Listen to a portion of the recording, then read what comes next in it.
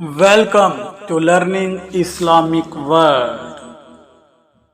حضرت نوح علیہ السلام کا مکمل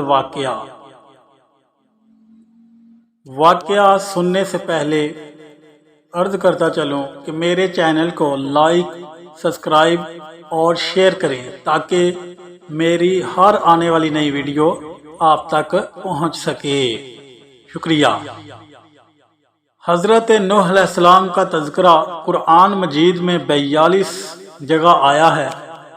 حضرت آدم علیہ السلام کی اولاد دنیا میں خوب بڑی، آہستہ آہستہ یہ خدا کو بھولتے گئے جس نے اسے پیدا کیا تھا اور جو ان کا پالنے والا ہے، اور شیطان کے بہکائے میں آنے لگے جس نے حضرت آدم کو جنت سے نکلوا دیا تھا۔ شیطان کے بہکائے میں آ کر یہ لوگ بتوں اور آگ، سورج وغیرہ کو پوجنے لگے اور ایک خدا کے بجائے مٹی اور پتھر کے بہت سے خدا بنا لیے، اپنے ہاتھ سے اپنا خدا بناتے اور پھر ان سے مانگتے۔ حالانکہ یہ مٹی اور پتھر کے خدا اپنے لیے کچھ نہ کر سکتے تھے تو ان کے لیے کیا کرتے۔ اللہ پاک نے جو اپنے بندوں سے بڑی محبت رکھتا ہے، اس کو یہ کبھی گوارا نہیں کہ اس کے بندے شیطان کے بہکائے میں آ کر اللہ کے علاوہ کسی اور کی عبادت کرنے لگیں اور اس کی سزا میں مرنے کے بعد دوزخ میں جلیں۔ اللہ پاک نے حضرت نوح علیہ السلام کو اپنا نبی بنا کر بھیجا۔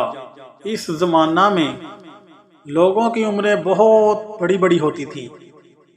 حضرت نوح علیہ السلام 950 سال تک اپنی قوم میں وضاحت کرتے رہے کہ اے لوگو، صرف ایک اللہ کی عبادت کرو اور میرا کہا مانو، وہ تمہارے گناہ بخش دے گا۔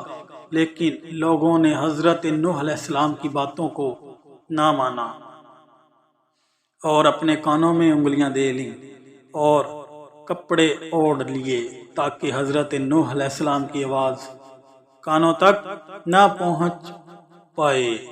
حضرت نوح علیہ السلام ہمت نہ ہارے، وہ برابر سمجھاتے رہے اور کہتے رہے، اے لوگو، اللہ سے معافی مانگو، وہ بڑا معاف کرنے والا ہے، وہ تم پر آسمان سے بارش برسائے گا تاکہ تم خوب اناج پیدا کر سکو، اور اللہ اور اس کے ذریعہ سے بڑے بڑے باغ پیدا کر دے گا، ان میں نہریں پیدا کر دے گا، تمہیں مال دولت دے گا اور بیٹے دے گا۔ تمہیں کیا ہو گیا ہے کہ تم خدا کو نہیں مانتے، حالانکہ اس نے آسمان بنائے، چاند اور سورج بنائے، اس نے تم کو مٹی سے پیدا کیا اور پھر اسی مٹی میں ایک دن تم مل جاؤ گے، اور پھر قیامت کے دن اسی مٹی سے تم کو دوبارہ زندہ کر دے گا۔ لیکن لوگوں نے اپنے بتوں کو نہیں چھوڑا اور حضرت نوح علیہ السلام سے کہنے لگے کہ ہم اپنے بتوں کو ہرگز نہ چھوڑیں گے اور ہم تو تم کو اپنے جیسا آدمی ہی دیکھتے ہیں، معاذ اللہ، اور تمہارا کہنا بھی صرف چند غریب لوگوں نے مانا اور ہم تو تم کو جھوٹا سمجھتے ہیں، معاذ اللہ۔ حضرت نوح علیہ السلام نے کہا کہ اے میری قوم، میں تم کو جو نصیحت کرتا ہوں اس کے بدلے میں تم سے کوئی مال و دولت نہیں چاہتا، اور جو غریب آدمی مسلمان ہوئے ہیں اور اللہ پر ایمان لائے ہیں ان کو میں اپنے پاس سے نہیں نکالوں گا۔ اگر میں ان کو اپنے پاس سے نکال دوں تو خدا کے عذاب سے مجھے کون بچائے گا؟ اگر میں ایسا کروں گا تو بہت نا انصاف ہوگا۔ ان کی قوم کے لوگوں نے کہا، اے نوح علیہ السلام، تم نے ہم سے جھگڑا بہت کر لیا، اگر تم سچے ہو تو جس عذاب سے تم ہم کو ڈراتے ہو وہ لے آؤ۔ حضرت نوح علیہ السلام نے کہا کہ جب اللہ پاک چاہیں گے عذاب لے آئیں گے۔ اللہ تعالیٰ نے حضرت نوح علیہ السلام کو وحی کے ذریعے سے حکم بھیجا کہ کہ تمہاری قوم جو لوگ ایمان لا چکے ہیں ان کے علاوہ اور کوئی ایمان نہیں لائے گا، تم غم نہ کرو، ایک کشتی بناؤ۔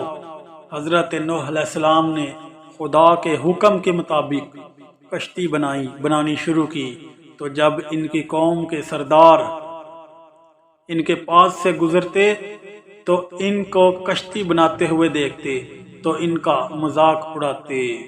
حضرت نوح علیہ السلام ان کے مذاق کے جواب میں کہتے کہ آج مذاق کر لو، کل جب تمہارے اوپر عذاب آئے گا تو اس وقت ہم تمہارا مذاق اڑائیں گے۔ آخر اللہ تعالی کا عذاب اس کے وعدے کے مطابق آیا، زمین سے پانی نکلنا شروع ہوا اور آسمان سے بارش آنی شروع ہوئی۔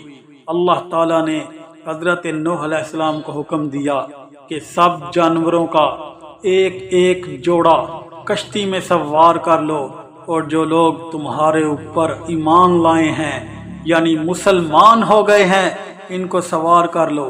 حضرت نوح علیہ السلام نے اس کشتی میں سوار ہونے والوں سے کہا کہ اللہ تعالی کا نام لے کر اس کشتی میں سوار ہو جاؤ کہ اس کا چلنا اور ٹھہرنا اسی کے ہاتھ میں ہے۔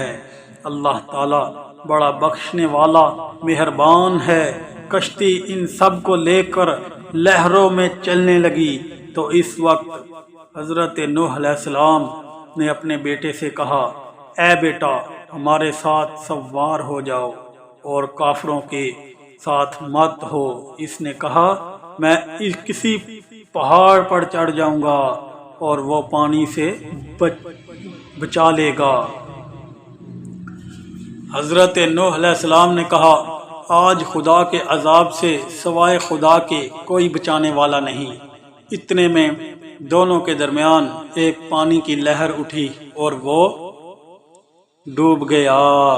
پھر خدا تعالی نے زمین کو حکم دیا کہ اپنا پانی نگل جا، اور آسمان کو بھی حکم دیا کہ پانی برسانا بند کر دے تاکہ پانی خشک ہو جائے اور تمام کافر دنیا میں ختم کر دیے گئے۔ حضرت نوح علیہ السلام کی کشتی کو وہ جودی پر ٹھہری۔ حضرت نوح علیہ السلام نے اپنے پروردگار سے عرض کیا، اے میرے رب، میرا بیٹا بھی میرے گھر والوں میں سے ہے اور آپ کا وعدہ سچا ہے۔ یعنی حضرت نوح علیہ السلام کا مطلب تھا کہ اے اللہ تعالیٰ، آپ نے وعدہ فرمایا تھا کہ تیرے گھر والوں کو اس طوفان سے بچا لوں گا، پھر میرا بیٹا کیوں ڈوبا؟ تو خداوند تعالیٰ نے فرمایا کہ اے نوح، تیرا بیٹا تیرے گھر والوں میں سے نہیں تھا، کیونکہ اس کے عمل اچھے نہیں تھے۔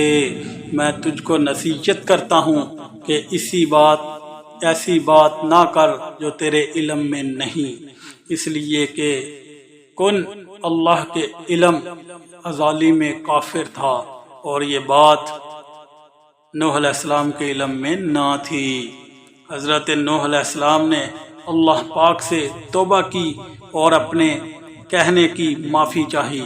اللہ پاک نے ان کو معاف کر دیا اور حکم دیا کہ اے نوح، ہماری طرف سے سلامتی اور برکتوں کے ساتھ اتر۔ اس کے بعد حضرت نوح علیہ السلام کی امت سے دنیا بسی اور آہستہ آہستہ ان کے بال بچے آباد ہوتے گئے۔ یہ سب لوگ